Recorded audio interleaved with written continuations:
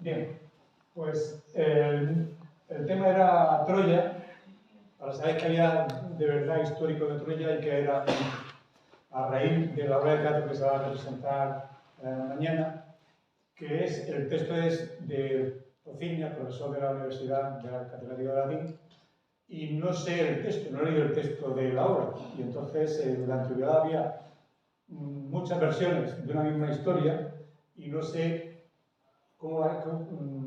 qué historia va a contar mañana o se va a representar mañana en la representación de teatro. Ya, pero dará lugar ahora más adelante, hablaremos un poco de ese tema. Entonces voy a hablar primero del mito de Troya y después, que se supone todo ficción, y después de la parte histórica que conocemos y al final pues las conclusiones de qué puede ser verdad y qué puede ser ficción nada más. Ese es un poco el esquema que voy a seguir.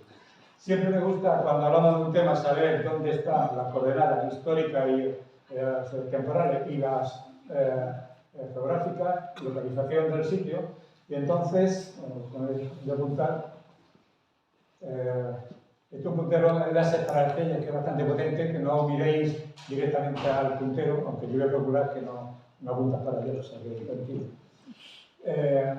Entonces, este es el marco histórico. Troya está aquí, lo que hoy es Turquía, entonces Turquía no existía, ni Estambul, que lo pone por ahí tampoco.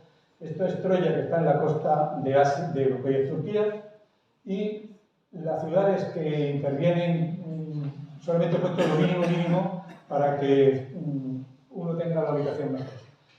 Aquí en Grecia, en la actual Grecia, tenemos el Monte Olimpo, que era donde vivían los dioses según la creencia de los antiguos griegos.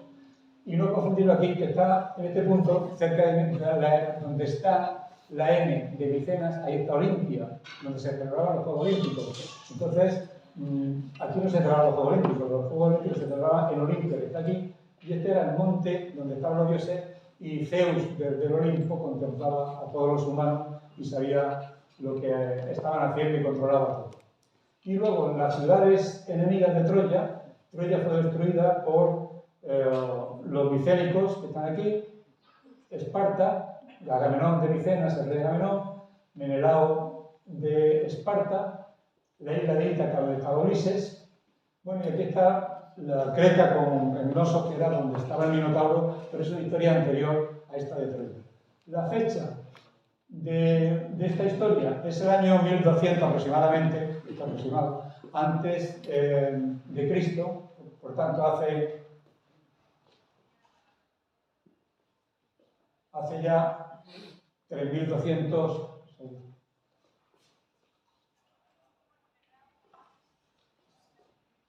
Vale. Esto no es mío,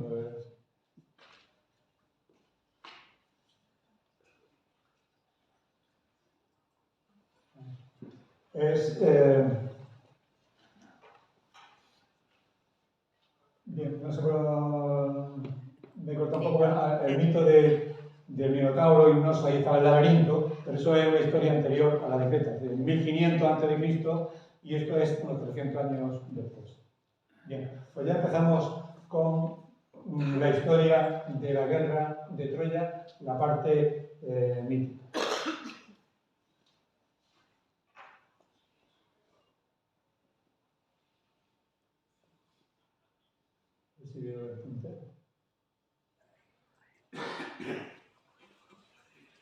No tiene que haber cerrado.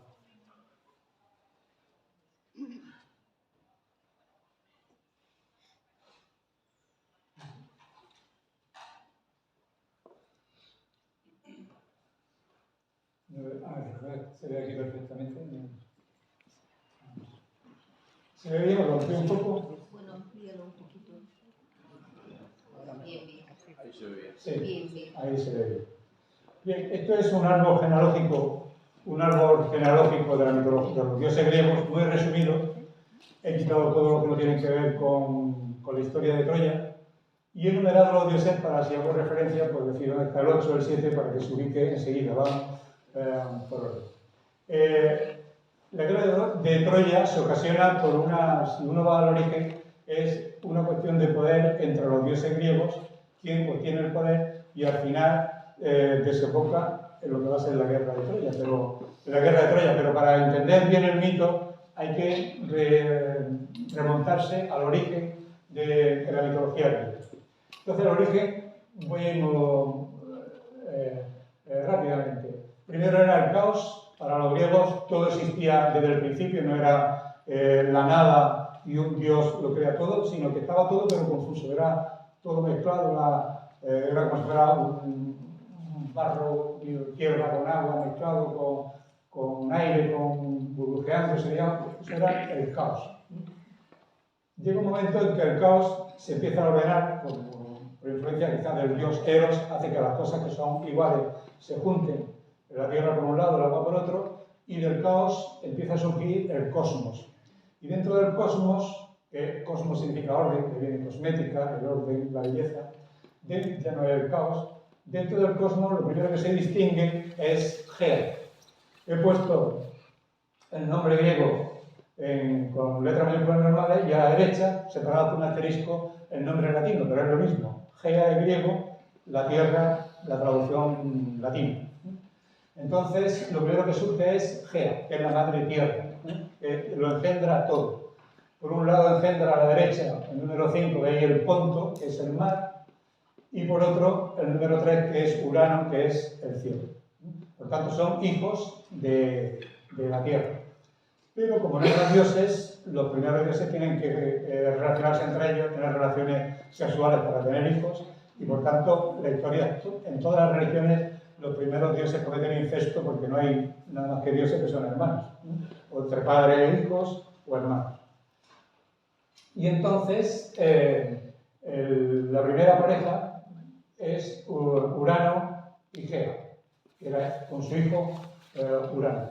La imagen que tiene el griego es que el cielo cubre la tierra, por las noches abraza la tierra, y cada día la tierra era fecundada por Urano. Y la tierra siempre estaba dando a luz a seres, las montañas, los animales, las plantas, los árboles, siempre estaba dando luz y siempre era con mucha violencia, era una especie de violación diaria que sufría por parte de Urano. Entonces, tienen muchos hijos. Aquí he puesto 3, Crono, que es el 7, Rea, que es el 8, y 9, Jápeto. Estos titanes, o hijos de la Tierra, Crono, que se llama Saturno en latín, Rea, Cibeles, y Jápeto. Entonces, Gea está harta de esa violencia de su hermano y marido Urano, y entonces habla con su hijo Crono y le propone, para liberarse, que tiene un plan, y es que le va a dar una hoz, y con esa hoz se va a esconder en el dormitorio, y cuando llegue por la noche Urano, lo va a castrar. El hijo Crono va a castrar a su padre para que deje de violar a Gea. Entonces, Crono se esconde en el dormitorio, llega Urano, y con la hoz le corta las partes pudendas y la tira al mar y cae en el Ponto, que da en el otro hermano, que es el Ponto. Y Urano ha perdido la virilidad, no puede ser rey de los dioses, puesto que ya no es viril, ha perdido la parte de su miembro viril, y entonces el nuevo rey de los dioses ya no es Urano, sino que es su hijo Crono. Hay otro hijo más, como Rea, y al caer las partes pudendas de Crono, que caen al mar, de ahí surge, de la sangre de los gigantes, no lo pongo por aquí, y del esperma de Urano sale la diosa Afrodita Venus, que es la diosa del amor, una diosa relacionada con la sexualidad. Afros significa espuma y nace la diosa Afrodita de esa castración de Urano. No tiene madre, solamente es Urano. Crono es el nuevo rey de los dioses, pero entre los griegos todo está sometido, el cosmos está sometido a un orden, que es el destino. Cuando alguien comete una falta, tiene que haber un castigo. Y aunque no haya sido un dios que lo represente, pero el destino está por encima de los dioses. Y entonces, Crono, si Crono ha destronado a su padre, Crono será destronado por su hijo. Y entonces lo intenta evitar. ¿Y qué hace Crono para no ser destronado? Cuando tiene un hijo con Cibeles, se lo come, se lo traga, ¿no? Lo mastica y se lo traga. Los dioses no pueden morir y lo tiene en el vientre, en la barriga. Y eso ocurre siempre y cada vez que Rea tiene un hijo, pues su hermano y marido Crono se lo quita y se lo come. Entonces, todo esto incestuoso es bestialismo puro, ¿no? Y Rea se pone de acuerdo con Gea para acabar con la violencia de los hombres y entonces decide acabar con eso, y cuando nace Zeus lo engaña, envuelve una piedra en pañales y Crono se traga la piedra pensando que era el bebé Zeus y se ha tragado la piedra. Y entonces Rea se va a la isla de Creta y allí, a escondida, da a luz a Zeus y allí lo amamanta, y Zeus, cuando se hace grande, hace vomitar a Crono todos los hijos que había tenido con Rea y que se había tragado, y en fin, y con la ayuda de Prometeo, pues reúne como un gran ejército de dioses para luchar contra la generación anterior de dioses, que es Crono. Y Zeus lucha contra los titanes y consigue destronar a su padre. Y entonces el nuevo rey entre los dioses griegos es, no sé si lo veo aquí, el nuevo rey de los dioses ya no es Crono, sino que es Zeus. Hay varios hijos que tienen Crono y Saturno, como veis Hera, que pintado en amarillo las diosas que van a tener que ver con el juicio de París, que vamos a hablar después. Lo que está en amarillo es la manzana de oro de París, ¿no? Están relacionados. Bien, está Posidón, los hijos son Zeus, su hermana Hera, Posidón o Neptuno, que es el dios del mar, y Hades o Plutón, que es el dios del infierno. Júpiter es el cielo y la tierra, la que es la superficie, Posidón o Neptuno el mar, y Hades o Plutón el infierno. Si Zeus se ha rebelado contra su padre y lo ha destronado, según el destino, él tiene que ser destronado por su padre, lógicamente. Y entonces tendrá un hijo que lo destronará. Pero no sabe quién es la madre de ese hijo que va a destronarlo.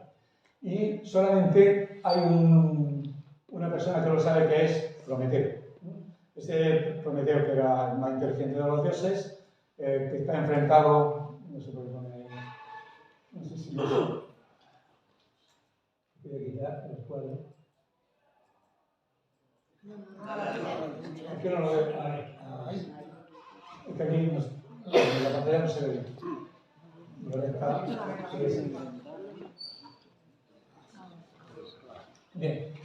Prometeo, ya sabéis que fue el que hizo las figurillas de barro con hombres y le dio vida, y así nacieron los humanos. Le da el fuego para que se puedan proteger, puedan cocinar los alimentos, puedan ahuyentar a los animales, a las fieras.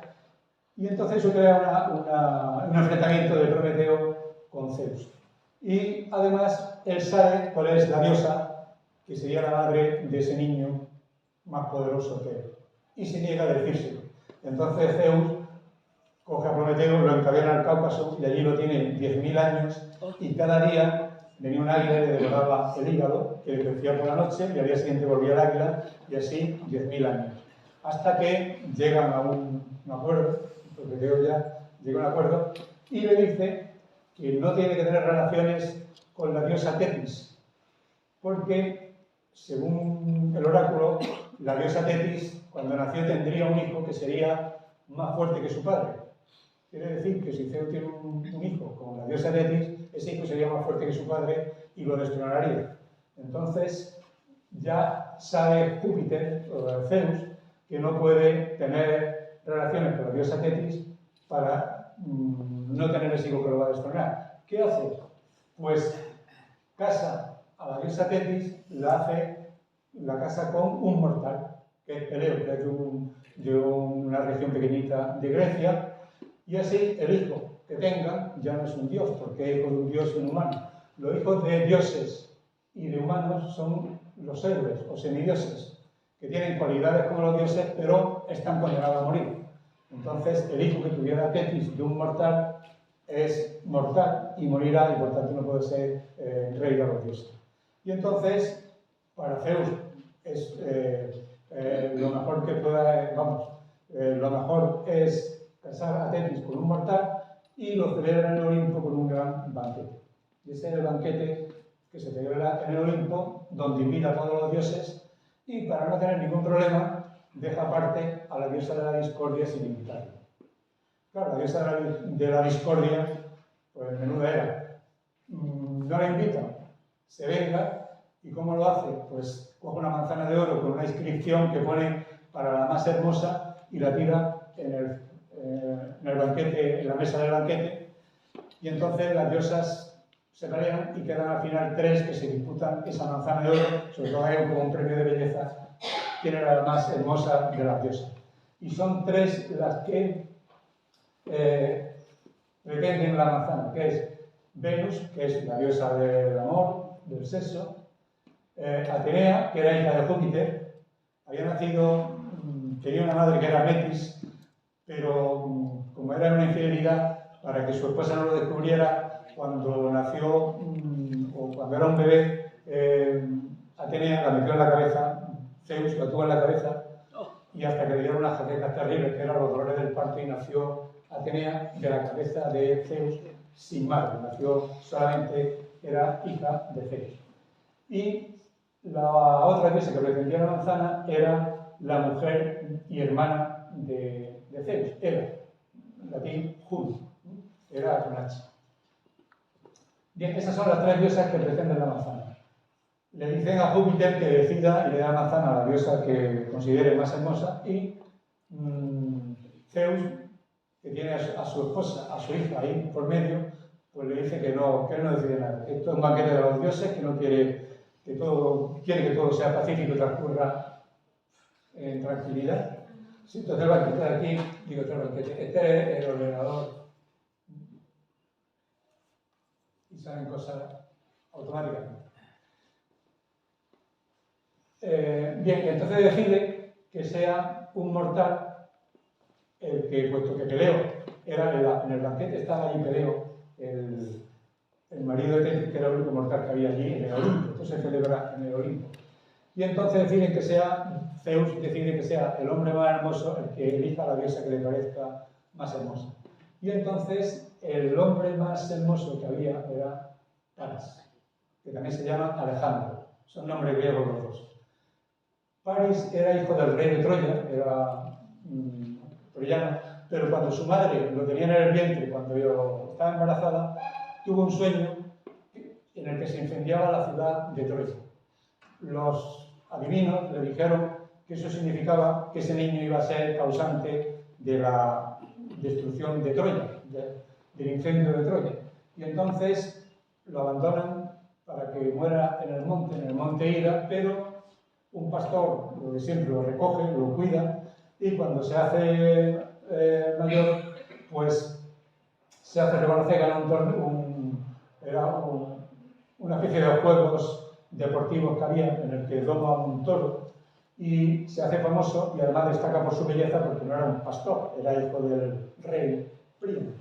Y entonces, un día que estaba apacentando rebaños en el monte Ida, pues se le aparece las 3 diosas, conducidas por el dios Hermes. El dios Hermes las lleva a Troya, a las 3, para que Paris elija cuál de las 3. Voy a poner...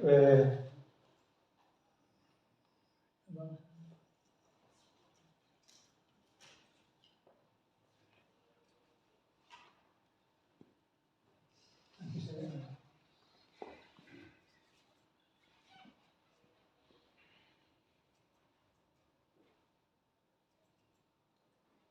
Bueno, aquí se ve la escena, esto es muy famoso, todavía con otro que os va a sorprender seguramente, pero este es muy conocido, de Rubens. Ahí está Paris con el bastón, el primero, el dios Hermes que ha traído a las 3 diosas ante Paris, para que elija la manzana de oro que tiene en la mano izquierda, y las 3 diosas, la que va a ganar es la del centro, que es Venus, que tiene a Eros, que es su hijo Eros pequeñito, la más joven aquí de la izquierda, Atenea, y esta es la madre de Atenea a la derecha, que es Hera. Bien, entonces Paris, cada una le ofrece, más que presumir de belleza, una especie de chantaje, ¿no? Porque le dice a Atenea que si le da la manzana a ella, lo va a hacer, como ha nacido de la cabeza de Zeus, es la diosa de la inteligencia, lo va a hacer muy inteligente, más sabio y más astuto que los demás dioses, que los demás mortales, y Paris, si la elige a ella, pues va a ser el hombre más sabio y podrá obtener lo que quiera con esa sabiduría.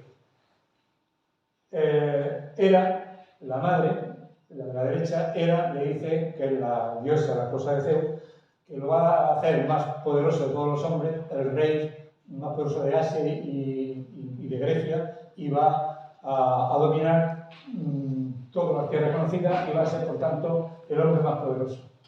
Y Afrodita le dice que si lo elige a ella, va a hacer que se enamore de él, la diosa del amor, la mujer más hermosa.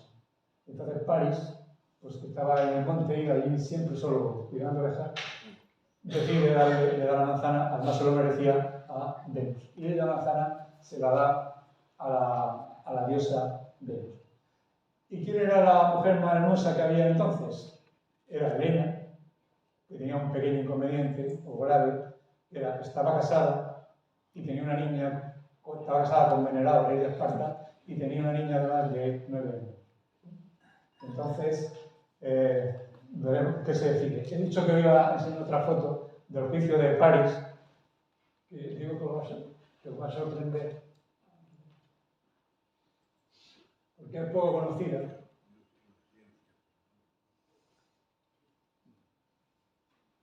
Este es un mosaico, no sé si se ve bien, ¿lo veis bien?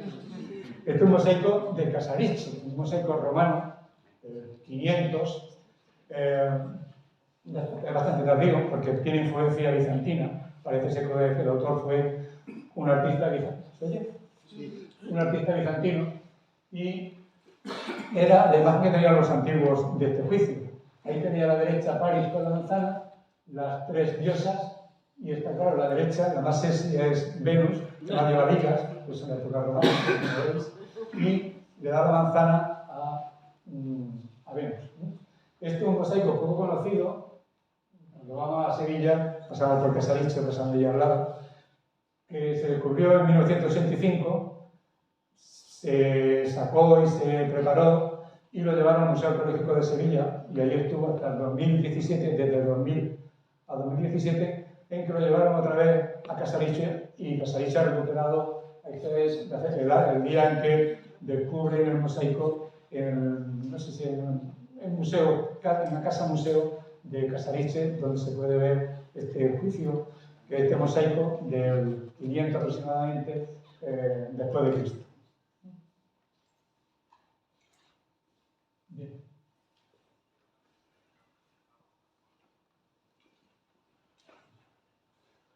Bien, entonces voy a terminar hasta aquí.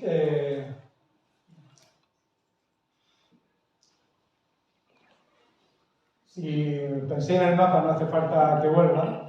Entonces, Venus lo prepara todo. Coge a Paris, que está en Troya, lo lleva en barco hasta Esparta. Si queréis pongo el mapa y lo veis. No.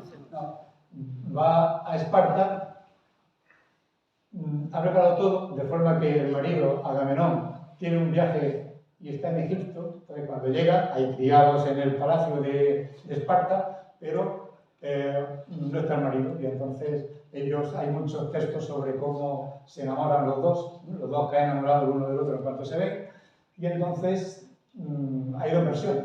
Una, que Paris se la lleva por la fuerza, la rapta, y se la lleva a Troya, porque ya había sido reconocido como hijo de Príamo y vivía en el palacio de Príamo en Troya. Y la otra versión es que simplemente se enamora, lo deja todo, nuestro marido, y deja a la niña, se llama Hermíone, que tiene 9 años, y se va con Paris a Troya. Cuando vuelve Menelao de Egipto, él no cree que Helena se haya ido por su propia voluntad, sino que ha sido forzada y raptada, y la lleva a Troya, y entonces convoca a su hermano Agamenón, que lo veis aquí, Agamenón y Menelao son hermanos y Clitemnestra y Helena son hermanas. Y son dos hermanos casadas con dos hermanos con dos hermanas.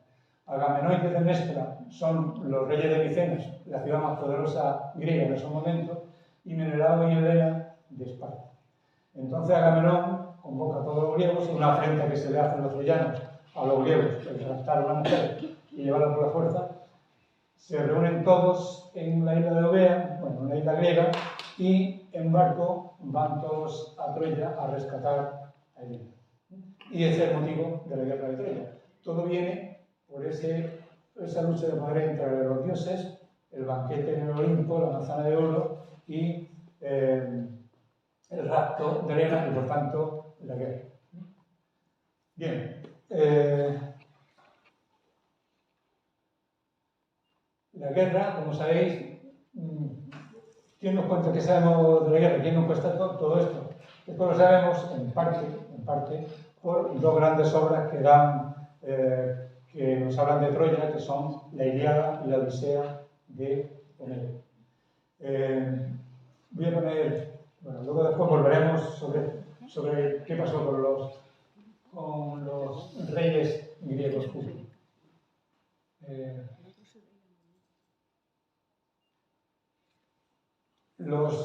La historia de Homero se cuenta Ilíada, porque Ilíada es la historia de Ilión o Troya. Tiene dos nombres, Troya o Ilión, y en Ilíada Homero cuenta 4 siglos después, del 1200, fue la guerra de Troya aproximadamente, y esto en el siglo VIII, 750, Homero compone estas dos grandes epopeyas, que son la Ilíada y la Odisea. Están compuestas en verso y durante ese periodo entre la guerra de Troya y la época de Homero, que hay 400 años, no se conocía la escritura. Homero compuso esas dos obras de memoria. Se decía que Homero era ciego, y ser ciego quiere decir que no sabía leer, porque es literatura oral, que se transmite de unos poetas a otros que lo memorizan, y la cantidad de versos es enorme. La Ilíada tiene 15.000 exámetros. Son 6 metros de 2 o 3 sílabas cada uno, que tienen unas 15 sílabas cada verso. Pero la Ilíada, la historia de Ilión, no es la historia de Ilión. Cuenta solamente una pelea que hubo entre Agamenón y Aquiles, y describe la muerte de Patroclo, que era amante de Aquiles. Ya advierto que los que han visto la película de Troya, como es pensada en público juvenil e infantil, pues lo hacen primos, pero Patroclo era el amante de Aquiles, que era bisexual, luego también tenía amante femenino. Pero ahí aparece como primos, quiero decir que es uno de los grandes errores voluntarios que tiene la película, por si no habéis leído la idea. Y describe también como Héctor mata a Patroclo, pues Aquiles mata a Héctor para vengarlo, y el padre de Héctor, que es el rey Príamo, acude al campamento de Aquiles para pedir el cuerpo de su hijo que lo tiene Aquiles. Esa es la historia de la Ilíada, que ocurre en 50 días, lo que ocurre en 50 de los 10 años, lo que ocurre en 50 días del último año. Y antes de que acabe la guerra, no cuenta el final, no cuenta ni la muerte de Aquiles ni la de Paris, que mueren los dos en esos meses que hay entre el final de la Ilíada y el final de la guerra de Troya. Solamente en 50 días, para que hagáis una idea, el poema de Miocid tiene 3.700 versos aproximadamente. 3.700. La Ilíada tiene 15.000. Y el otro poema, la Odisea, tiene 11.600 versos y cuenta las aventuras de Odiseo. Ulises también tiene dos nombres. Odiseo es el nombre griego, Ulises el nombre latino. De Odiseo, cuando vuelve de Troya, el dios del mar Poseidón se enfada con él, le provoca tormentas continuamente por mar y entonces se pierde, hace viajes que no desea y acaba haciendo un viaje de 10 años para un viaje que dura un mes, 2 meses, como mucho, pues, o menos, tarda 10 años en volver a Ítaca desde Troya a la isla de Ítaca. Y la aventura de Ulises, o de Odiseo, en la Odisea. Y curiosamente, no lo voy a leer porque se va a hacer muy tarde, pero en la Odisea hay un pasaje muy bonito en el que cuando Ulises está a punto de llegar a Troya, ya han pasado 10 años de la guerra de Troya y 10 de viajes, es decir, 20 años desde que salió de Ítaca. Si era jovencito, porque tenía unos 25 años, ahí ya tiene 45 años, había dejado un niño, Telémaco, como recién nacido, que ahora tendrá 20 años, y su mujer ya iba a elegir marido porque lleva 20 años pero sin noticias suyas, por 10 años últimos, y entonces él, que está a punto de llegar, llega a una isla cercana, la isla de los Feácidos, y el rey lo agasaja, sin saber quién es, llega náufrago, le hace un banquete y llama a un poeta para que lo distraiga y le recite algún poema mientras come. Y cuando están comiendo en esa isla, la isla de los Feácidos, antes de llegar a Ítaca, narra aquí, esto por si queréis, está en la Odisea, el verso, en la Odisea, en el canto 8, verso 500, se cuenta, hay un poeta que es como un Homero, que se pone a cantar para los nobles. Han pasado 10 años desde que acabó la guerra. Y ese poeta va a cantar, ya está compuesto, 10 años después ya había poemas que cantaban hazañas de la guerra de Troya, actos de la guerra de Troya. Y entonces, de modo que le pide al rey que cante, y de modo que se pone a cantar cómo fue el final de la guerra de Troya, porque la guerra de Troya no se cuenta ni en la Ilíada ni en la Odisea. Aquí sí se cuenta un poquito, en este pasaje, es muy corto, pero no lo voy a leer. Cuenta cómo salen del caballo, por aquí habla estaban Ulises con los compañeros dentro de la ciudad de Troya, porque no cuento el caballo, que ya lo sabéis todos, ¿no? Hace falta que cuente la historia, ¿no? Como no, bueno, muy brevemente, como llevan 10 años sin poder conquistar la ciudad, pues no sabían qué hacer y habían muerto muchos griegos, pues simulan una retirada. Entonces, lo que hacen es construir un enorme caballo de madera, dentro se esconden los héroes griegos, unos cuantos los que caen en el caballo, los más valientes y los más esforzados, y los demás simulan una retirada. Entonces hay un día en el que dejan un caballo a las puertas de la ciudad de Troya, que estaba junto al mar, y los griegos se embarcan y se retiran de Troya, se van a Grecia. Entonces queda la playa abandonada con un caballo en medio.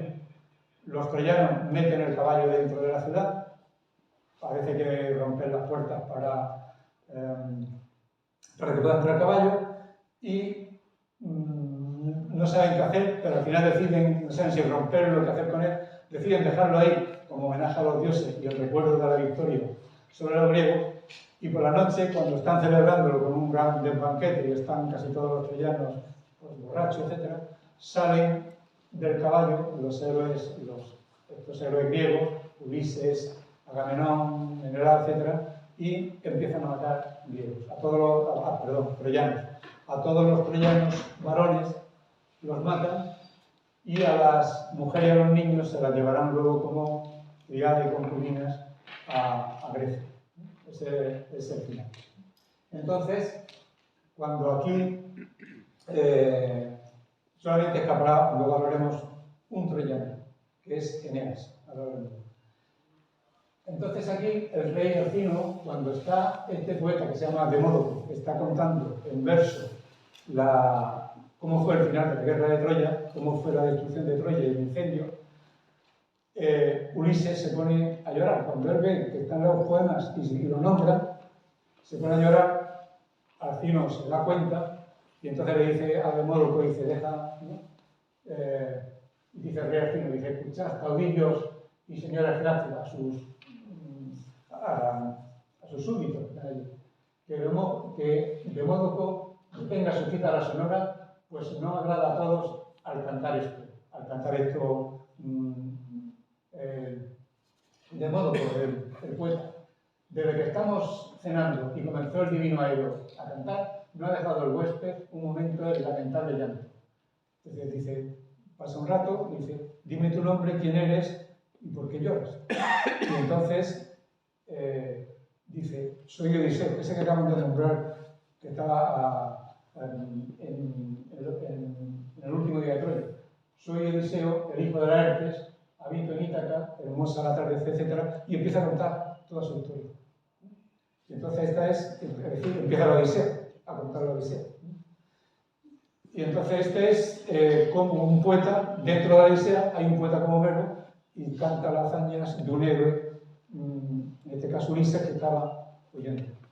Bien, estas son las dos grandes obras que dan motivo, que se originan por la guerra de Troya, pero hay muchas obras más que hablan de la guerra de Troya en Grecia. Además de la Ilíada y la Odisea, pues hay tragedia, la Bestiada, Agamenón, hay una de ellas de Eurípides, de Helena, que la que presenta mañana. Hay historiadores como Heródoto, Gorgias, que es un sofista, y que había un tema, los sofistas, que eran como los abogados, tenían que componer discursos a favor y en contra. Para ver sus cualidades, pues un día tenían que escribir un discurso en favor de Helena y otros en contra de Helena. Uno defendiéndola, diciendo que se había enamorado y que el amor era más fuerte que todo y que por tanto lo había abandonado todo, pero no era culpable, que no podía dominar el sentimiento, y otra que había sido un acusador que le decía que había abandonado a su patria, a su marido, a su hija y se había ido con un extranjero. Luego tenemos en Roma la Eneida, que habla cuando volvamos a ver el final, la historia de Eneas, que es un troyano que escapa. Incluso en España tenemos un libro que se llama el libro de Alexandre, de la Edad Media, que es la vida de Alejandro Magno. Y Alejandro Magno, cuando va a conquistar Oriente, el imperio persa, pasa por Troya y celebra unos juegos porque él tiene un amante que es Festión, y entonces él quiere recordarse, se identifica con Aquiles y Patroclo, la pareja Aquiles y Patroclo. Y entonces, cuando Alejandro pasa por Troya, a su ejército se ponen a narrarle las hazañas de Aquiles, a quien admira. Y entonces, en el libro de Alexandre está contada la historia de Troya, un libro medieval. Bueno, esta es un poco la parte literaria. Y ahora terminamos, vamos a ver qué pasó cómo termina Troya. Una vez que la incendian, ¿qué pasó al final con estos héroes de Troya? A lo mejor lo de aquí, porque si no lo veo.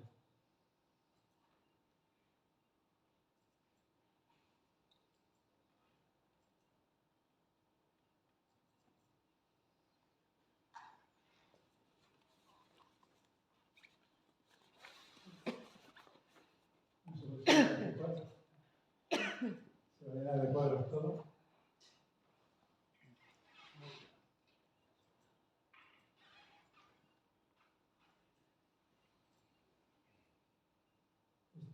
No se va a olvidar. A la fe.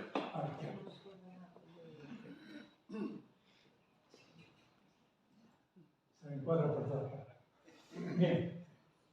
Voy a contar al final de qué le pasó a estos griegos, porque luego tiene que ver con la historia. ¿Cómo fue el final de estos griegos? Ulises, casi todo acaba mal, porque eso va a ser reflejo de la verdad histórica, del fondo histórico. Ulises, pues, acabó relativamente bien. Después de la guerra, está navegando 10 años, la guerra dura 10 años y su viaje otros 10 años, vuelve 20 años después, tiene que luchar contra los pretendientes que pretendían ser rey y casarse con su mujer y convertirse en rey, y tiene que luchar contra ellos, pero al final los mata a todos y sigue siendo rey de Ítaca, con la ayuda de su hijo Teleno. Aquiles muere cuando acaba la Ilíada, unos meses antes del final de la guerra. ¿Cómo muere Aquiles? Pues Aquiles, como iba a ser el rey de los dioses, si hubiera sido inmortal, pero era humano. Entonces su madre Tetis quiso hacerlo inmortal para convertirlo en dios y ser rey de todos los dioses. Y había varios sistemas, pero había uno más extendido, era meter al bebé en la laguna Estigia, que es la laguna donde están los muertos en el mundo subterráneo, el mundo infernal, y tenía que hacerlo también un dios, no un muerto.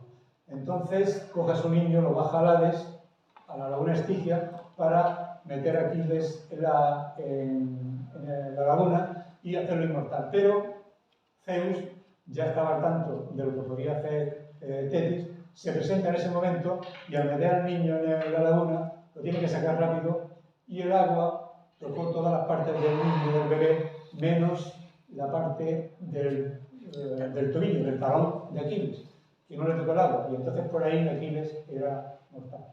Y en la guerra de Troya, Paris lanzó una flecha y esa flecha se le clava en el tendón de Aquiles, en su tendón, en el tendón de Aquiles, y se infecta. Hay varias versiones, hay muchas versiones siempre sobre. Yo hablo de la más extendida, y a causa de esa herida, Aquiles muere. Muere un poco a traición, no porque nadie sea más fuerte. Es una flecha, además se le clava en el talón, sí, que teóricamente no tenía ningún peligro. Aquiles, Agamenón, que era el rey más importante de los griegos, el jefe de las tropas griegas. ¿Qué le pasa a Agamenón después de los 10 años? Vuelve victorioso a Micenas, pero su mujer Clitemnestra, durante los 10 años, tuvo un amante. Agamenón no se había portado muy bien con ella, incluso sacrificó a su hija Ifigenia, y entonces convivió con un amante que se llamaba Egisto, no Egipto con P, con S, Egisto, y estuvo viviendo con él. Y entonces el día que vuelve, le preparan el baño, le prepara ella el baño, no sabe que Egisto está por allí, y cuando está bañándose, entra Egisto, hay varias versiones con un hacha, etc., lo mata en la bañera y el mismo día que vuelve a Agamenón, muere en su casa en la bañera. Esa es la versión más purificada. Ese es el final de Agamenón, que luego sigue la tragedia porque la muerte de un padre tiene que ser vengada por el hijo. Y el hijo, que es Orestes, tiene que vengar a su padre, castigar al asesino de su padre, que es su madre, y tiene que matar a su madre para castigar al padre. Y siguen las tragedias. Menelao y Helena. ¿Qué pasó con Menelao y con Helena? Hay varias versiones. Hay la versión de Eurípides, no será que se va a representar mañana.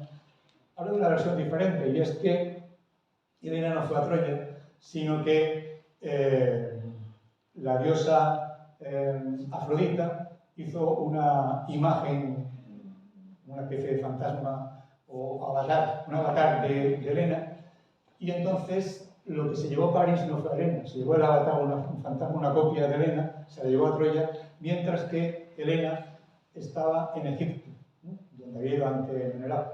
Y por tanto, cuando acaba la guerra, Egipto su esposo Menelao va a Egipto, la recoge y se la lleva a Micenas. Pero es una versión menos conocida, aunque es la versión de Eurípides de una tragedia.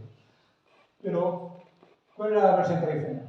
Pues Menelao, Helena antes era un detalle menor, se había casado con un hermano de Paris. Al morir Paris, que era su esposo en Troya, la tradición era que una viuda se casa con el hermano menor del marido, para que los niños tuvieran un protector, y entonces se casa con el hermano menor, se llama Déifobo, que era con quien convivía al final, es decir, que tuvo 3 maridos, Menelao, Paris y Déifobo. Y el día de la destrucción de Troya, pues Menelao va a buscar a Helena, entra en el palacio, busca el dormitorio donde está Helena, entra al dormitorio, saca la espada y se dispone a matar a Helena, porque ha sido la causa. Después de 10 años, ella no se le ocurrió escapar de Troya ni nada de eso. Pero Helena, cuando lo ve, se quita los broches del vestido, los tirantes, el vestido cae al suelo, queda desnuda, y entonces Menelao la ve desnuda, se lo piensa mejor y la perdona y se la lleva a Grecia. Y allí, en la Odisea, aparecen los dos. Después de la guerra, Menelao y Helena aparecen los dos como 2 reyes con su hija Hermione, que ahora tiene 10 años más, tendría 20 años, y allí conviven felizmente y la perdona y se la lleva a Esparta. Los troyanos, todos los hombres troyanos murieron. Los que tienen suerte son vendidos como esclavos a los fenicios, que eran los que se encargaban de estas cosas. Los barcos fenicios que iban por todo el Mediterráneo, a veces compraban esclavos y los vendían en otro sitio, prisioneros de guerra, y los vendían como esclavos en otro sitio. Y entonces no se podía mantener antes a un prisionero, o se le mataba o se vendía como esclavo y se daba la vida. O sea, que un esclavo había escapado de la muerte el primero, luego ya los descendientes seguían siendo esclavos. Bueno, pues todos los varones murieron a la espada a manos de los griegos, menos, ahora pongo el esquema, menos Eneas, que Eneas escapará de Troya y va a Cartago, enamora a la reina Dido, es otra historia, y por fin llega a Roma, no existía entonces, y en Roma fundará una dinastía. Su hijo Ascanio, que lo llevó con él, funda una dinastía que da lugar a Rea Silvia y Rómulo y Remo. Ahora lo veis y lo explico. Y entonces los romanos se consideraban descendientes de los troyanos, de Eneas y los troyanos. Voy aquí un momento para que veáis.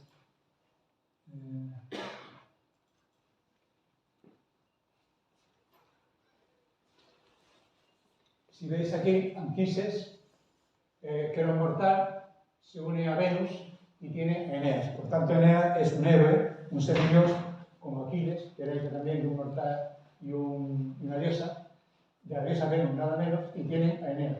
Está casado con una hija del rey de Troya, de Príamo. Príamo y Hécuba tenían, además de Héctor, tenían 50 hijos, o 50 hijos, 50 hijos, hay varias versiones.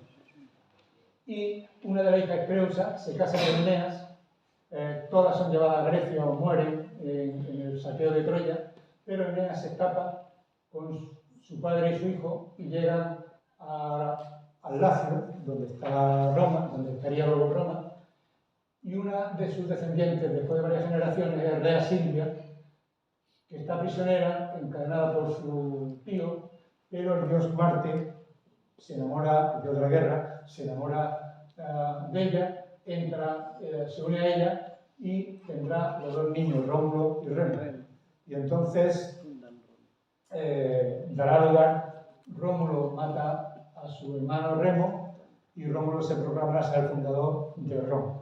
Y Julio César se considera descendiente, porque Eneas no lo he puesto aquí, Eneas tiene un hijo, se llama Ascanio o Iulo, y de Iulo viene Julio César, y la familia Julia se considera descendiente de Eneas y por tanto de la diosa Venus, y eso era para presumir, algo de lo que se podía presumir. Entonces, más o menos esto ya está explicado este árbol genealógico y el final de los héroes troyanos.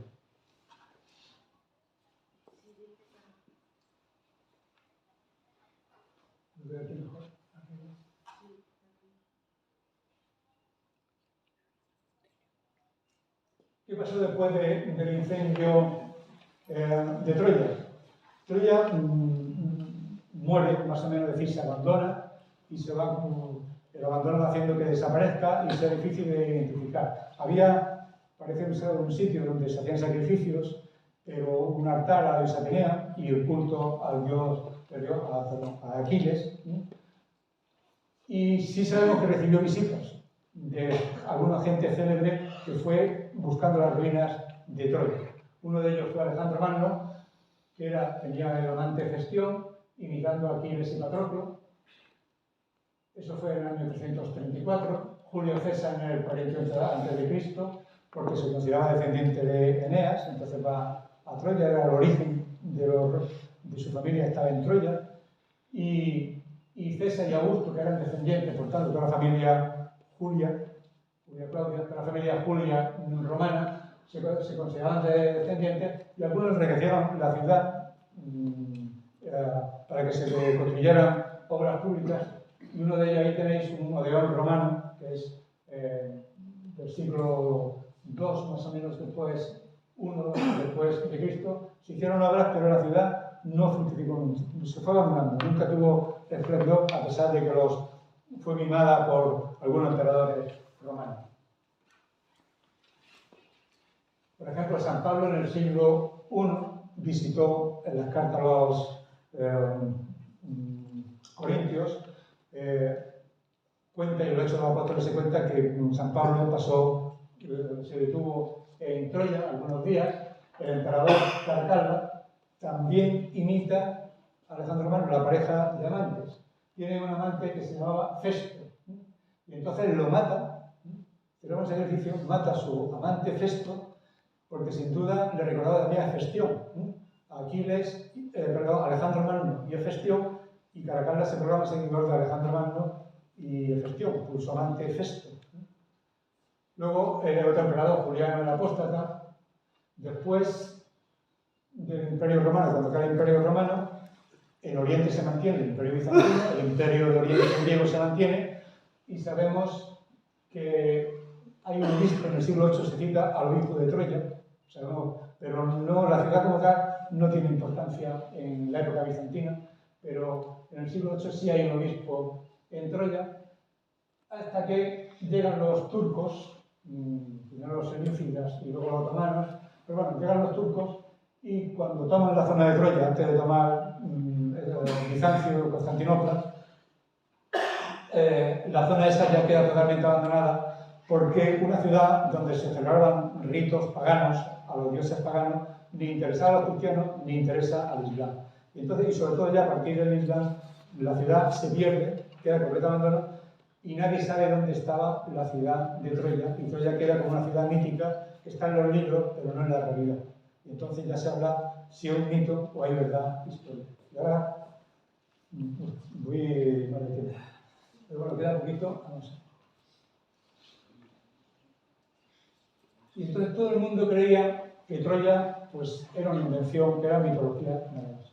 Hasta que llega un alemán, que es Schliemann, Henry Schliemann, del siglo XIX, que de pequeño, él cuenta, tiene una biografía, un libro pequeñito, que cuenta su vida, un poco fantasioso, muy exagerado, pero cuenta que cuando era niño vio un libro de mitología en la que Troya estaba ardiendo.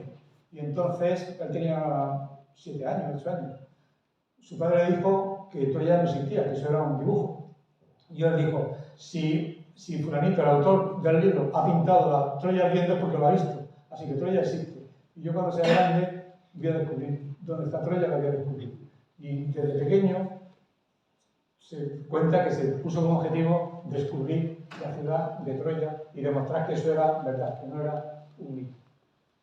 Entonces se dedicó al comercio, se fue a Holanda, hizo trabajos al principio muy humildes en Ámsterdam, luego cada vez más grandes, trabajos con más beneficio. Él quería hacerse rico para ir a Troya y descubrir Troya. Y tenía que aprender idiomas, fue a Rusia y entonces cuenta que aprendió 21 idiomas.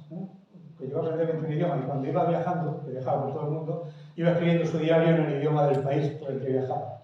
Y para aprender idiomas tenía 2 libros que sabía de memoria. Uno era La aventura de Telémaco, el hijo de Ulises, y otro, Pablo y Virginia, que era un libro francés, pero que romántico, de una pareja, que tenía mucho éxito y estaba traducido a todos los idiomas, pero podía encontrar cualquier idioma que fuera, tenía la traducción de Pablo y Virginia, como solo sabía de memoria, no tenía que buscar en el diccionario. Ya sabía lo que tenía que hacer. Lo leía un par de veces el libro, en español, en portugués, en noruego, en lo que fuera, y se aprendía, le costaba, dice que él tardaba un mes en aprender un idioma.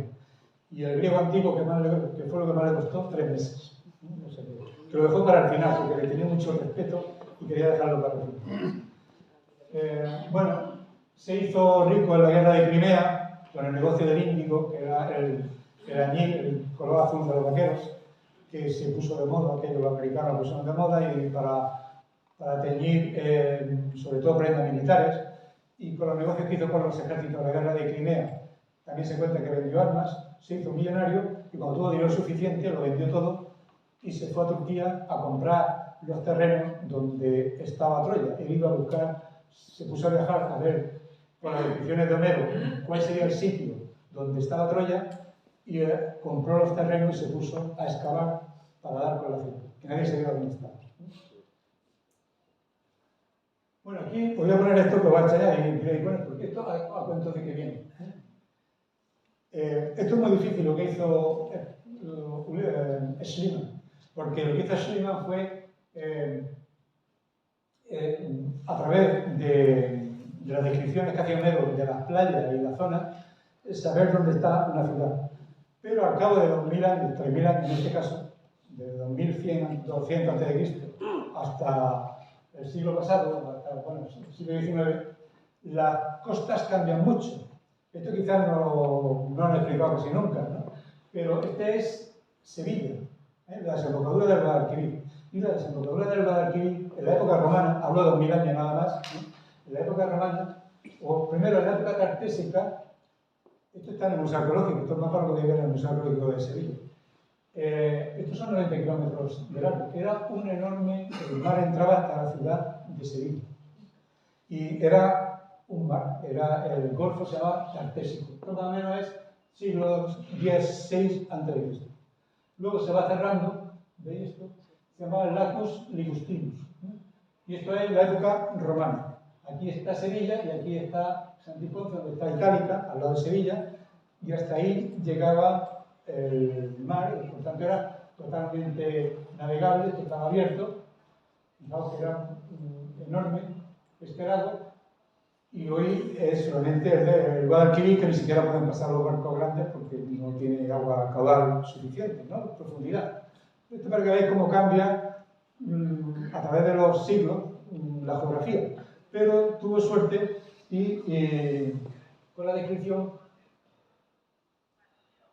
y Schliemann dio con la colina que se llama Pisarli, también porque hablando con el cónsul inglés le dio pistas, aunque él no lo reconoció nunca, pero este cónsul inglés le dio pistas a Schliemann, compró los terrenos al gobierno otomano, al gobierno turco, parece ser con la condición de que la mitad de lo que encontraba era para el gobierno turco y la otra mitad se le quedaba de Schliemann.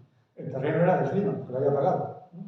Y contrataba a los trabajadores, etc. Y cuentan que se fue el acuerdo. No hay documentos, parece ser que no hay ninguno, si lo hubo, se han perdido. Y entonces empezó a excavar, se encontró, hizo una zanja enorme, hizo un destrozo, hizo una zanja para llegar a los tesoros, él iba buscando los tesoros. Y cuando llegó al más profundo, el primero, el segundo, hasta ahí como 10 estratos, 10 capas. En el segundo, en el más profundo, encontró, ahora veré, muchas joyas que se llama el tesoro de Príamo, que él dijo que era la reina Écuba o Helena y Príamo, que eran esas joyas pertenecían. Y por tanto, eso le demostraba que Troya existió.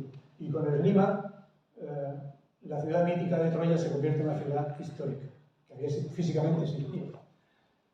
Luego se demostró que, estudiando la arqueología, el carbono 14, la cerámica, que el tesoro de Príamo pertenecía a casi 1000 años antes, era del año 2200, y no de 1200, sino 1000 años antes. Por tanto, no eran de Príamo, de la guerra de Troya, sino 1000 años antes.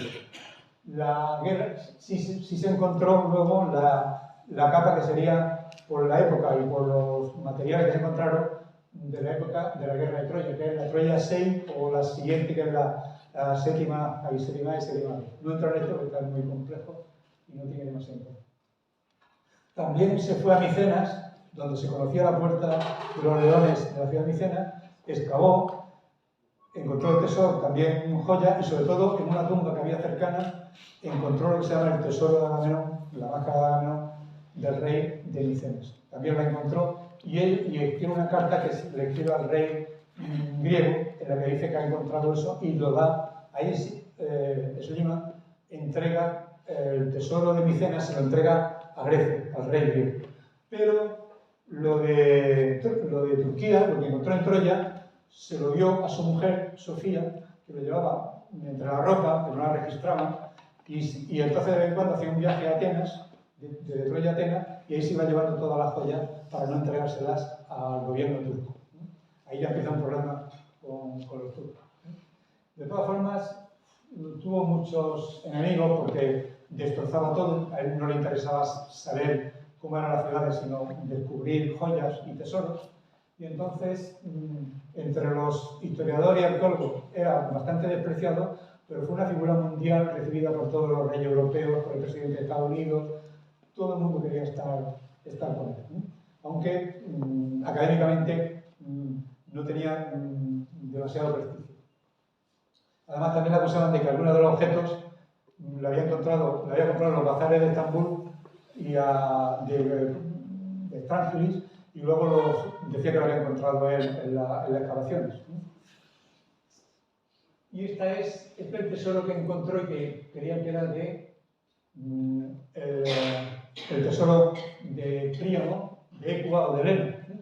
Y esta es la foto que se conserva de su mujer, Sofía, la segunda mujer, se casó luego con una griega. Y aquí está, por ahí parece que es de plata, pero es un tesoro las joyas son de oro.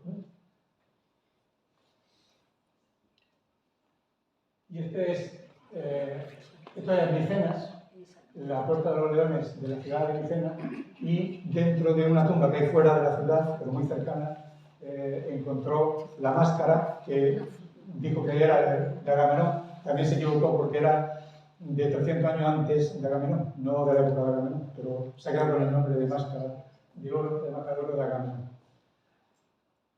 Bien, entonces, ¿qué pasó con el tesoro de Príamo? Bueno, pues Schliemann quiso venderlo a los museos, al British Museum y al Louvre. Al Louvre lo rechazaron, primero porque no estaban seguros si las joyas eran auténticas o no. Luego se ha analizado y se ha demostrado que sí, que son de la época, son de allí y que son ciertas. Y además de ser, no de Troya, sino anteriores, pero que el tesoro era auténtico. Pero los británicos no quisieron comprarlo. Al Louvre le pidió 1 millón de francos de la época, no lo quisieron tampoco, y entonces Schliemann lo regala a Alemania. Era alemán y se lo regala, y lo guardaron en varios museos, y entre ellos el Museo de Etnología de Berlín. Allí estuvo el tesoro de Príamo hasta la Segunda Guerra Mundial. Cuando llega la Segunda Guerra Mundial,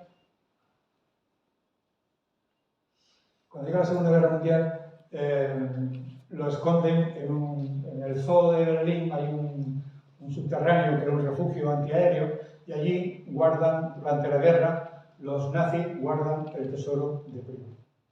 Y cuando llega la ocupación de los aliados, pues los americanos, por ejemplo, descubren dónde había guardado los nazis el tesoro de Carlomagno, la corona de Carlomagno del Imperio Romano Germánico, y lo consiguen, pero no dan pero los rusos dicen que no habían dado con el sitio donde estaba el tesoro de Príamo, y por tanto o lo habían escondido los nazis, pero allí no habían encontrado nada. Y entonces, durante muchos años, no se sabía nada del tesoro de Príamo. Hasta que,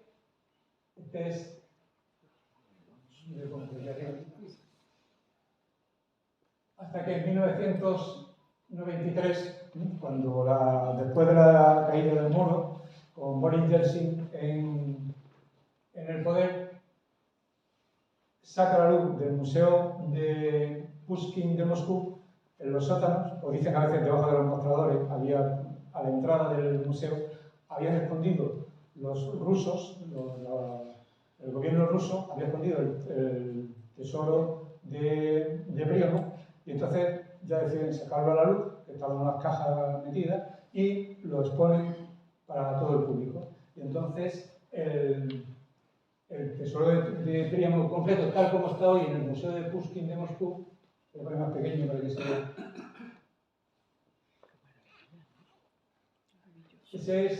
Esto es lo que lleva, esto es como un maniquí negro para que resalte el amarillo del oro. Esto es lo que lleva Sofía, la fotografía, la mujer de Schliemann. Todo es lo que encontró Schliemann en la capa 2 de la ciudad de Troya. Y los rusos se niegan a devolver el tesoro. Lo tienen ahí, ahora mismo está en manos de Putin. Como muchas otras cosas, lo tenemos en manos de Putin. Y los rusos se niegan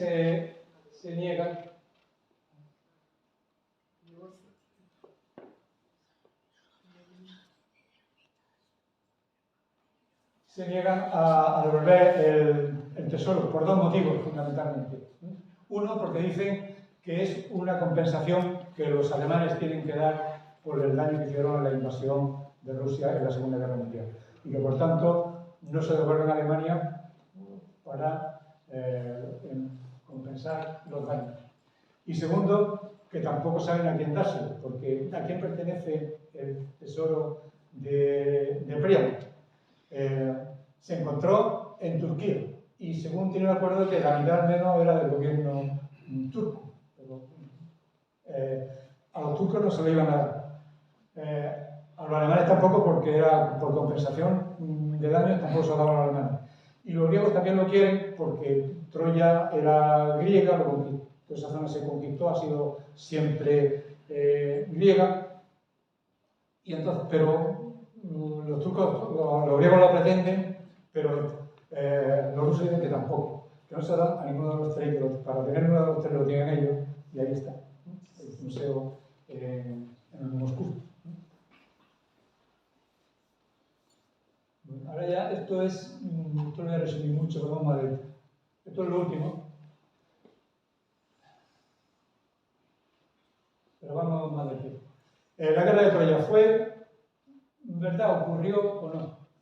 Bueno, la guerra de Troya es una guerra más de las que hubo en esta época, en el año 1200, una vez que se ha acabado Troya y existe, y en esa época, y tiene una realidad. ¿Qué ocurrió? Pues es uno de los muchos conflictos de esta época en toda Asia Menor, en todo el Mediterráneo. Hubo una cantidad de ataques, de invasiones de pueblos muy heterogéneos que se atacan unos a otros, que cuando atacan a un pueblo, a ellos le atacan sus ciudades que están abandonadas o no están defendidas. Y entonces, esos pueblos, se llaman los pueblos del mar, causaron unos daños inmensos en todas las ciudades del Mediterráneo. Hemos discutido quién formaba parte de esos pueblos del mar, pero todos recibieron esos ataques. Aquí vemos las flechas y todas las ciudades con llamas fueron ciudades incendiadas y que no se recuperaron, se perdieron. Esto en esta época, en torno a 1200. Y algunas se incendiaron, pero sí continuaron con actividad, que son estas que están en azul.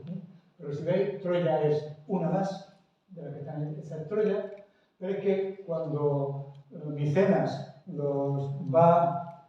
cuando Agamenón va a Micenas, mientras él, que su mujer está con un amante, etc., lo que quiere decir es que está siendo su palacio, está siendo habitado por otras gentes y Micenas desapareció.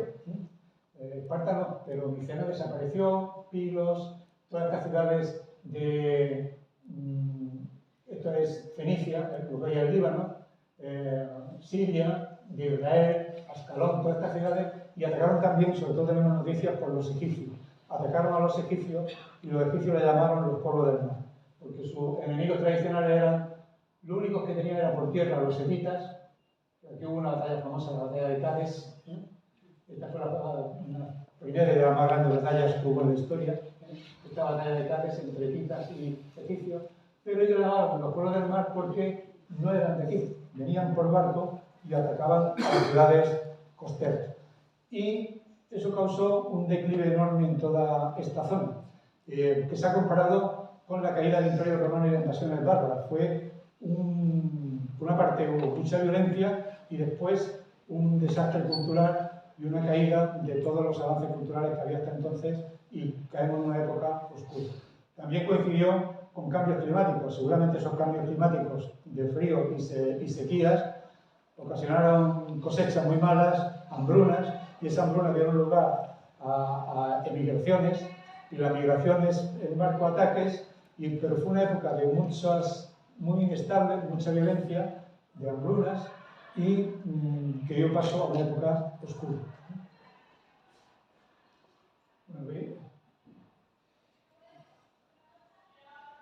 Entre esos pueblos que atacaron, bueno, aquí en Troya, antes de pasar la página,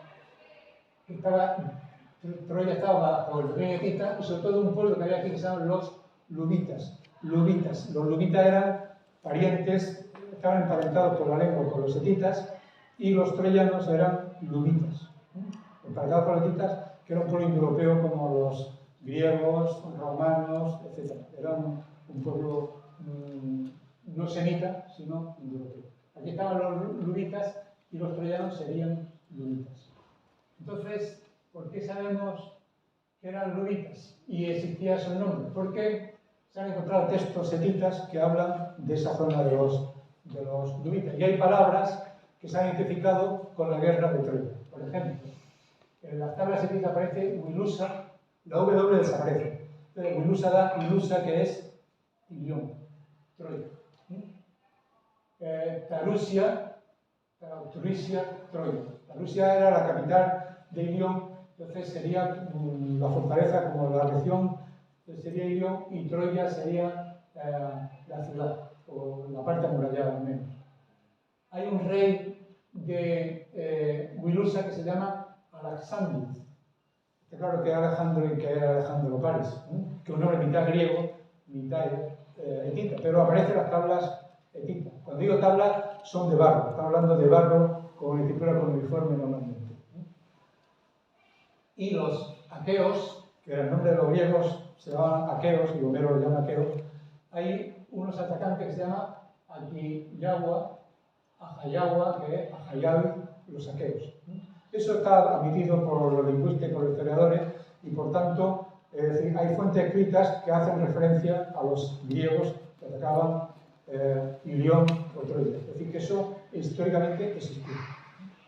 Y esto es una escritura, es un texto que se descubrió hace poco, bueno, se descifró hace unos meses, aunque se esté descifrando, se han dado versiones, no se tiene seguridad si es o no la traducción, pero este texto más o menos cuenta, es del año 1200, por tanto de la época de Troya, y cuenta las guerras que se tuvieron los luvitas, este pueblo, con los pueblos del mar, los llamados pueblos del mar.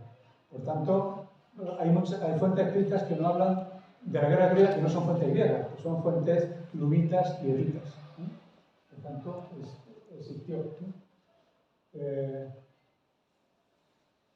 Y en la historia de Troya nos habla de eso, en gran parte cuando nos habla de los viajes, que aparecen solamente en los poemas épicos, nos habla de varios viajes que un poco esa movida que había en el Mediterráneo por el mar. Fijaos los viajes.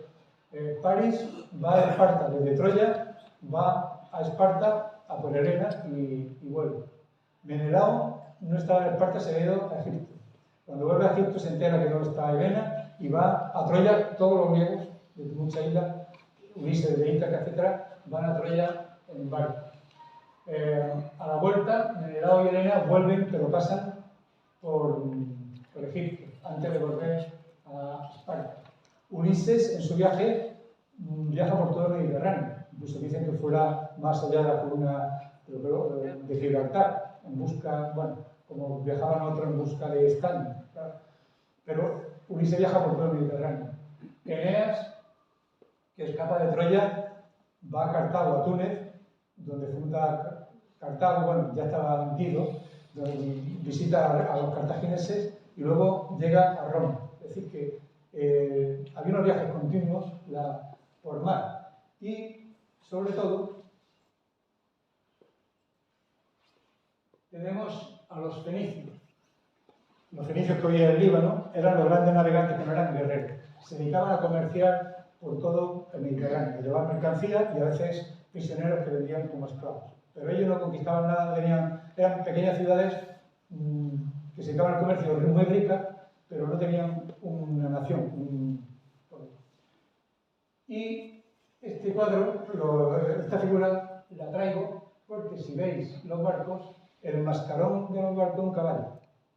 Y Homero llama en algún verso, lo pongo por aquí me parece, llama caballos a las naves, porque tenía ese mascarón de proa, a veces son dragones, monstruos, pero los fenicios tenían normalmente caballos, se llaman hipos, caballos. Y aquí vemos cómo llevan maderos de un sitio del Líbano. El Líbano era famoso por los cedros del Líbano, que está en la bandera del cedro todavía, mantiene esa tradición de que los palacios en la antigüedad se construían con madera de cedro del Líbano y los llevaban los fenicios. Era una de las cosas que llevaban los fenicios. Y entre otras cosas, los fenicios fundaron, por todo el Mediterráneo, fundaron colonias para ellos, sitios para hacer intercambio de mercancías, como Cádiz, y Sexi, en la muñeca, fue fundada por los fenicios en el siglo IX, VIII, el siglo VIII, IX, antes de Cristo. Y hay una cosa muy curiosa, que la digo aquí, aunque no tengo relacionado con el tema, porque en el Museo de la Muñeca está el texto escrito más antiguo de la península, que es del siglo XVI antes de Cristo, XVI. Es decir, 4 siglos antes de Troya. Bueno, ¿cómo es posible que haya un texto escrito, si conociese la escritura en la península ibérica, no se conocía? Tiene un poco de trampa. Era un vaso donde se meten las vísceras, un vaso canopo donde se guardan las vísceras de los egipcios. Es un vaso, un canopo de alabastro del faraón Apophis I, que es de 1500 y pico, del siglo XVI a.C., y los fenicios compraron ese vaso donde se guardaban las vísceras y acabó, lo trajeron a España y acabó en la muñeca.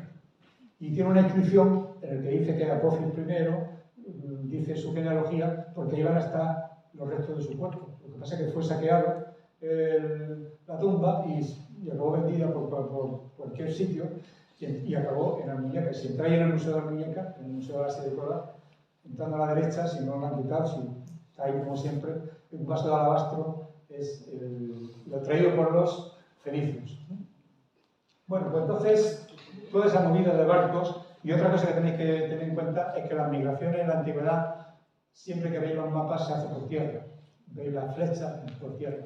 Pero las migraciones nunca se hacen, preferiblemente se hacen por mar. Lo que pasa es que no dejan restos. Por ejemplo, ¿cómo vienen los emigrantes a la península de África, a la península? Pues con pateras, con tablones, como ahora son neumáticas, ahora son neumáticas, pero antes era pues a unas tablas y a navegar. A nadie se le ocurría ir por tierra, porque pues, si vas por tierra tienes que llevar la carga a peso y atravesar pueblos enemigos que te pueden robar. Imaginaos lo que es llevar de aquí a Jaén, qué sé yo, 2000 kilos de aceite o de vino, de lo que sea, sin caminos. No haya caminos. Eso es horrible. Lo ideal era viajar por mar, coger un barco, cargarlo hasta los topes y sentarte, izar la vela y que el viento te lleve sin moverte, en silencio, te va llevando, y si va a 8 km por hora o 6 km, puedes hacer 70 km en un día y puedes estar comiendo, bebiendo, cantando, haciendo lo que quieras, costeando siempre cerca de la costa para coger agua, etc. Y así se hacían los viajes. Y no costaba nada, si no te pillaban los piratas. Pero mucho mejor viajar por barco que no a cuesta, llevando las cosas a cuesta, dando de comer a los animales, etcétera, etcétera. Bueno, este es... y luego, ya por último, se cae en una época oscura y se destruye todo. Y una de las cosas que se destruye es la escritura, porque la escritura se utilizaba para controlar los impuestos y registrar quién pagaba y quién no pagaba. Y había una burocracia muy grande de los reyes, y entonces cuando se incendiaron los palacios, que a veces eran de pueblos extranjeros, pero a veces eran sublevaciones del pueblo contra los nobles. Cuando los aristócratas salían en barcos de guerra para atacar una ciudad vecina, sus mismos súbditos a veces le quemaban el palacio, mataban a la familia y había sublevaciones, y la escritura fue abandonada y quemada porque se estaba asociada con un poco la servidumbre y el pago de impuestos y el sometimiento a los nobles.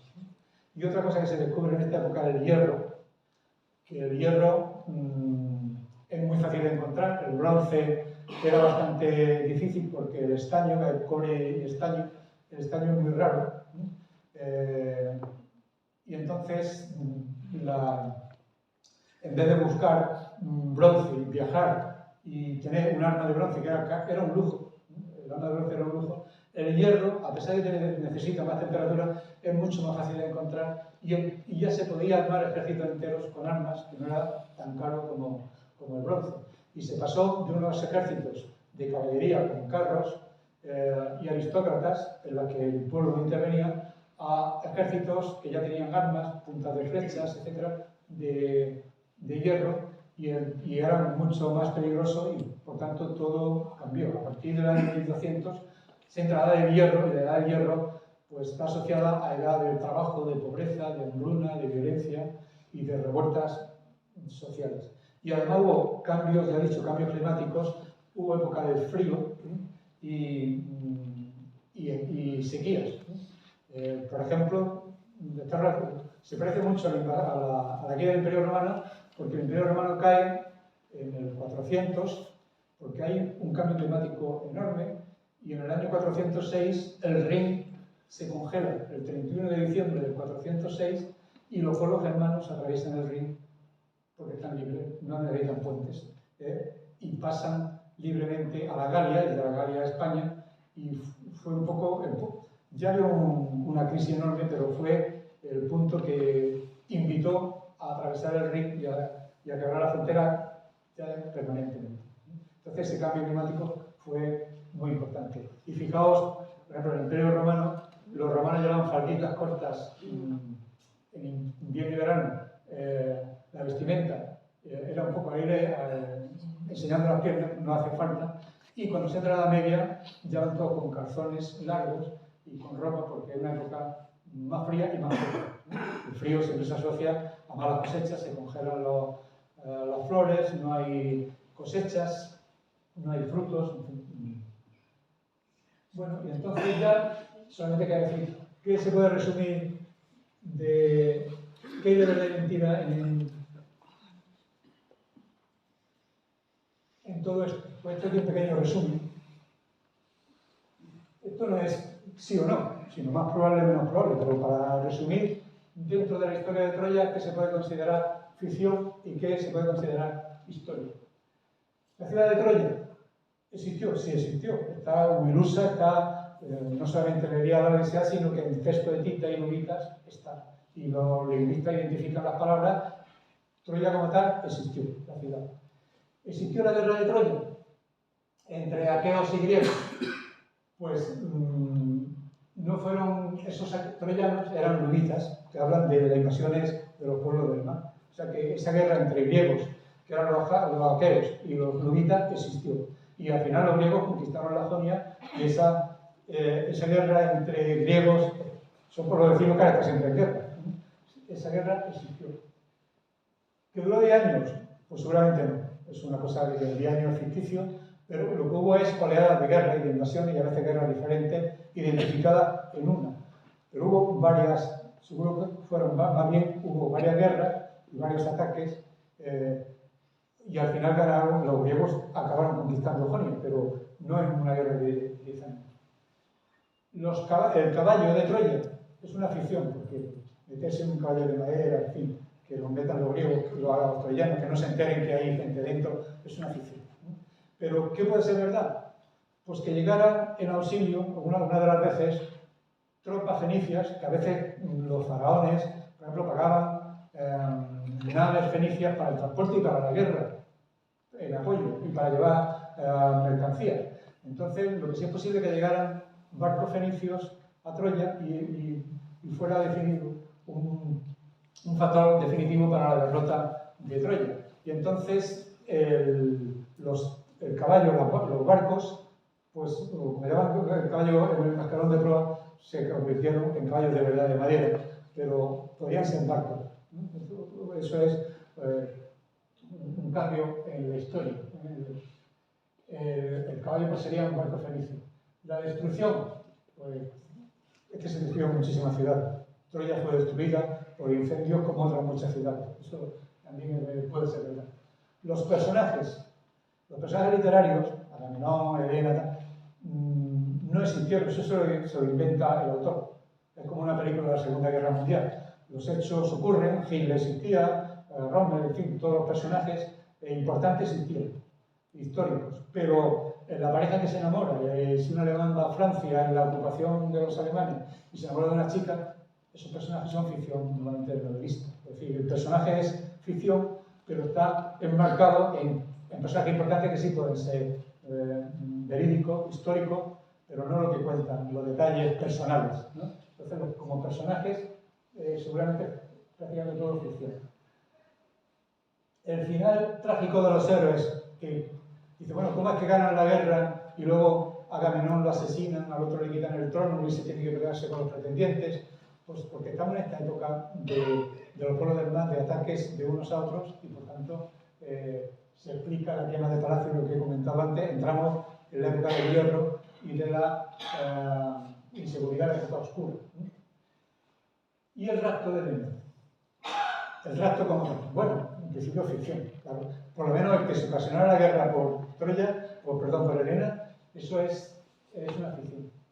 Pero que fue raptada o no y que llegara a Troya como reina, pensar aquí en Granada en un ejemplo que tenemos, que es Isabel de Solís Zoraida, que era una prisionera cristiana, la hacen prisionera a los moros en Jaén, en un ataque de frontera, se la llevan como prisionera a la harén de Aixa, la mujer de Muley Hacén, y cuando Muley Hacén la ve, se enamora de ella,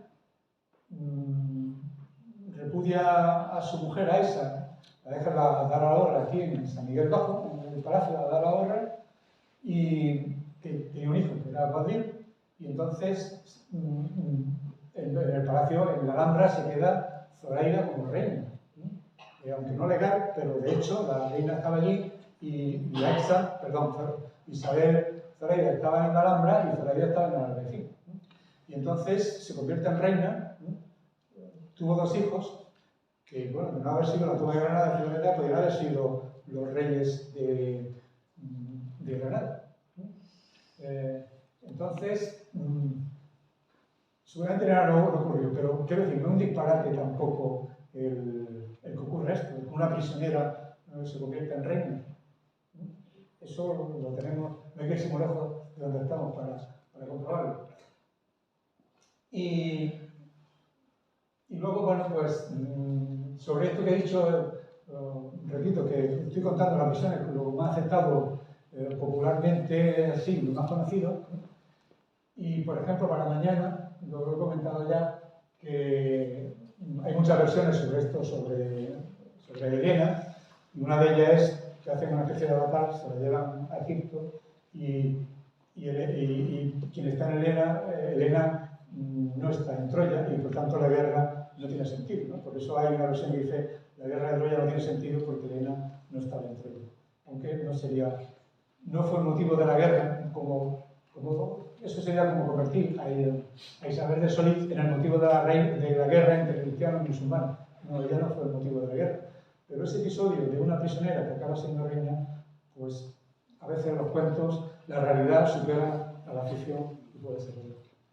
Bueno, con esto termino. Espero que ahora si tenéis alguna pregunta o algo, preguntarme ya.